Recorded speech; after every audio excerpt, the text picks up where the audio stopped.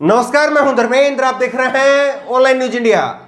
BJP किस तरह से पश्चिम बंगाल में हथकंडे अपना रही है वो आपको दिखाएंगे, और बीजेपी की लहर क्या है, उनके खुद के चाहने वाले बीजेपी के लोग क्या मानते हैं और बीजेपी की ओपिनियन पोल में क्या आ रहा है वो आपको दिखाएंगे। बीजेपी किस किस हथकंडे का इस्तेमाल कर रही है वो आपको दिखाएंगे, और बीजेपी ने नारा क्या दिया है वो भी आपको दिखाएंगे। इसलिए आज इस वीडियो को अंत तक जरूर देखिए, क्योंकि बेहद अहम मुद्दे इस वीडियो में इकट्ठा करके आपके साथ में साझा करेंगे।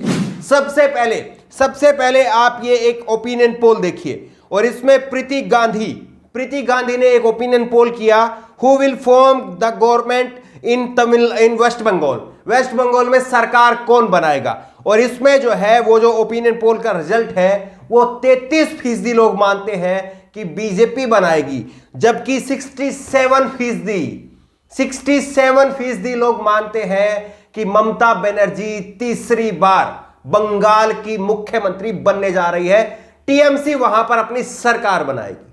ये जो है वो प्रीति गांधी का जो है वो ओपिनियन पोल का रिजल्ट रहा। अब आप कहेंगे कि प्रीति गांधी है कौन? ये प्रीति गांधी कोई और नहीं, ये बल्कि प्रीति गांधी जो है वो national incharge of social media BJP Mahila Morcha, BJP की महिला मोर्चा की नेशनल इंचार्ज है, सोशल मीडिया की राष्ट्रीय जो है वो इंचार्ज है। वो ओपिनियन पोल डालती है और उनके ओपिनियन पोल का ये रिजल्ट है। यानी पूरी तरह से साफ है कि बंगाल में एक तरफा ममता बनर्जी की लहर जो है वो बह रही है, और इसको बीजेपी के लोग भी अंदर तक महसूस कर रहे हैं। ये जो है वो दिखाता अपने आप में। लेकिन बीजेपी किस किस हथकंडे का इस्तेमाल कर रही है, और बीजेपी ने एक नया नारा दिया है, दीदी वर्सेस दादा। ये अपने आप में जो है वो शर्मनाक है। प्रधानमंत्री नरेंद्र मोदी का कद जो है इन लोगों ने कम कर दिया है, और उसमें जो है कौन कौन लोग जो है उसमें शामिल है वो भी आपको दिखाते हैं। सबसे पहले आप ये देखिए, पायल मेहता का ने ये ट्वीट आप देख रहे हैं। पायल मेहता ने जो है ये ट्वीट करते हुए फोटो जो है वो शेयर किया है, और इसमें लिखा है बैटल फॉर बंगाल और वोट फॉर दादा। ये जो है वो बीजेपी ने पोस्टर जारी किया है, और इस पोस्टर को जो है वो सीधे सीधे जो है ऐसे ही जैसे कि किसी पार्टी का कार्यकर्ता जो है वो इसके लिए प्रचार कर रहा हो। ये पायल मेहता जो है वो पत्रकार है, कायदे से तो ये पत्रकार है, लेकिन काम पत्रकार वाले नहीं है। ये पायल मेहता जो है ये आप देख रहे हैं, स्क्रीनशॉट आप देखिए। पायल मेहता जो है वो senior special correspondent at CNN news 18 में सीनियर स्पेशल कॉरेस्पोंडेंट है। लेकिन इनका जो ट्वीट है वो पिन किया हुआ ट्वीट जो आप देख रहे हैं, उसी से इनकी मानसिकता को समझ लीजिए कि कितने पत्रकार हैं और कितने प्रवक्ता हैं। इन्होंने ये 14 जुलाई 2019 का एक ट्वीट जो है वो पिन किया हुआ है, और इसमें क्या लिखा है? इसमें लिखा यह है कि संडे के दिन मैं सरप्राइज रह गया कि प्रधानमंत्री नरेंद्र मोदी ने मुझे फॉलो किया। इस बात को जो है ये तमगे की तरह से इस्तेमाल करते हैं कि नरेंद्र मोदी हमें फॉलो करते हैं।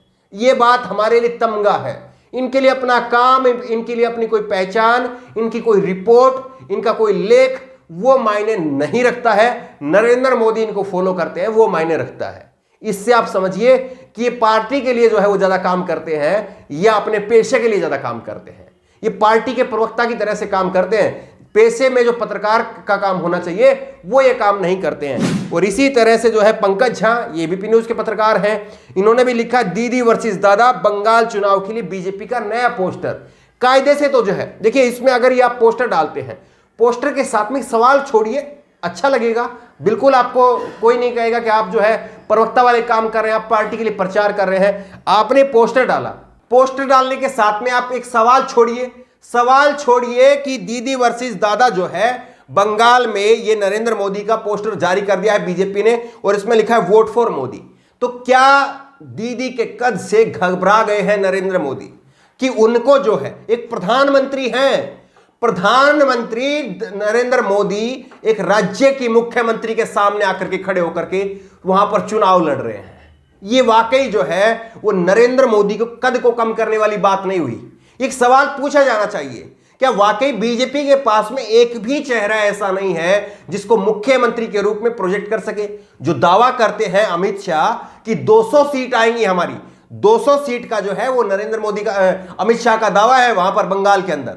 तो 200 सीट वाली एक भी सीट पर उनके पास में ऐसा कैंडिडेट नहीं है जिसको अपना वो मुख्यमंत्री प्रोजेक्ट कर सके, और उनको क्यों जो है वो नरेंद्र मोदी का चेहरा जो है वो लाना पड़ रहा है, ये सवाल है।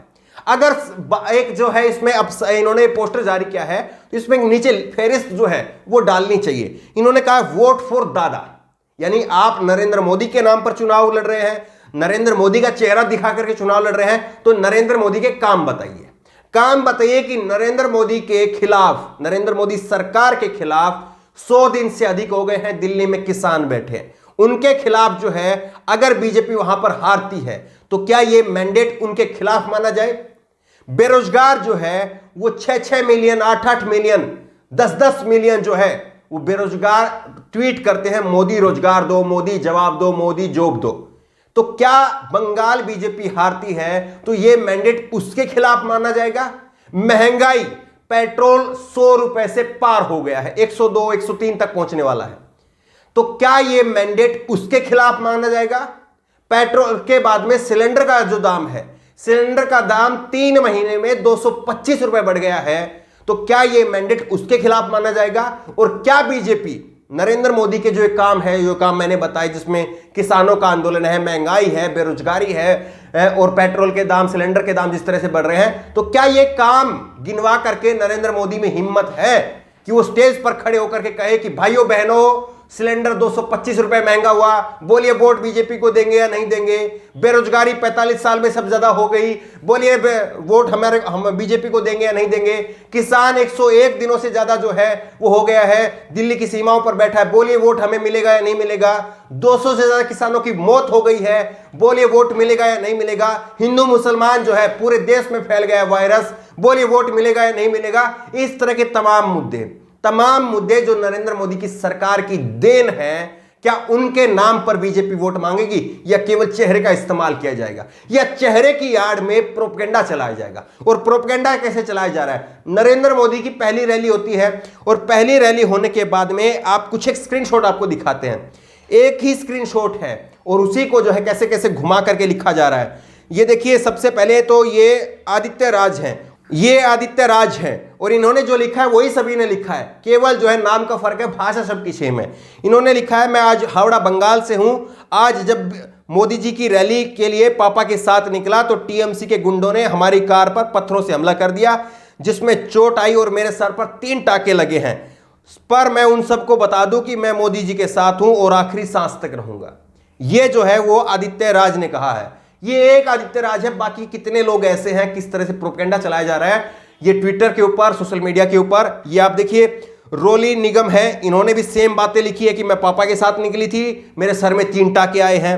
उसके बाद में जो है ये अनिल सिसोदिया हैं, इन्होंने भी लिखा है कि टीएमसी गुंडों ने कार पे हमला कर दिया, 3 टाके आए हैं। इसके बाद में जो है पापा के साथ निकले थे, ये सब लोग पापा के साथ में निकले थे। इनके सबके पापा एक ही हैं क्या? ये सब एक ही पापा की पैदाइश है क्या? या फिर जो है आपको लग रहा है कि ये एक व्हाट्सएप यूनिवर्सिटी की पैदाइश है जो इस तरह से झूठा प्रोपेगेंडा जो है, झूठ की मशीन चला रहे हैं? ये सोचिए आप कि इतनी बड़ी पार्टी, विश्व की सबसे बड़ी पार्टी, वो ऐसे ऐसे हथकंडों का इस्तेमाल कर रही है। जाहिर तौर पर कोई भी आम इंसान जो है वो इस तरह का प्रोपेगेंडा नहीं करता। इस तरह का प्रोपेगेंडा आईटी सेल करती है, चाहे वो किसी भी पार्टी की आईटी सेल हो, वही पार्टी, वही आईटी सेल जो है वो झूठा प्रोपेगेंडा फैलाती है। और ये जो काम किया है, इससे ये टीएमसी की आईटी सेल तो इस तरह का काम नहीं करेगी, कांग्रेस की आईटी सेल तो इस तरह का काम नहीं करेगी, क्योंकि उनको तो नुकसान होगा। इसका काम कौन करेगा? बीजेपी करेगी। तो देखिए आप किस तरह से बीजेपी के नेता ट्विटर ओपिनियन पोल डाल रहे हैं, ओपिनियन पोल में उनकी किस तरह से फजीयत हो रही है और उसके बाद में किस तरह से जो है वो प्रोपेगेंडा चलाया जा रहा है, ये सब आपके सामने है। क्या आपको लगता है कि इन सब बातों के बावजूद भी बंगाल जो कहा जाता है कि पूरे देश को निगाह दिखाता है, बंगाल जो है पूरे देश को जो है वो आईना दिखाता है, और जो बंगाल कहता है, जिस दिशा में बंगाल चलता है उसी दिशा में देश चलता है, कहा जाता है। तो क्या आपको लगता है कि बंगाल की जनता जो है वो इस प्रोपेगेंडे के अंदर फंस जाएगी और बंगाल की जनता बीजेपी को वहां पर चुन लेगी? या आपको लगता है कि इस बार बीजेपी का पाला जो है वो एक तगड़े प्रतिद्वंदी से पड़ा है और बंगाल में इनको मजा चखने को जो है वो जरूर मिलेगा? इस खबर को लेकर के, इस वीडियो को लेकर के आपकी जो भी राय हो नीचे कमेंट बॉक्स में अपनी राय जरूर दे। उसी तरह की तमाम खबरों के लिए ऑनलाइन न्यूज़ इंडिया को सब्सक्राइब करें, साथ में जो बेल आइकन है घंटी उसको जरूर दबाएं, ताकि जैसे कोई वीडियो अपलोड करें उसकी नोटिफिकेशन आपको तुरंत मिल सके। धन्यवाद। इस खबर को अभी लाइक करें, शेयर करें, अभी चैनल को सब्सक्राइब करें और घंटी जरूर दबाएं।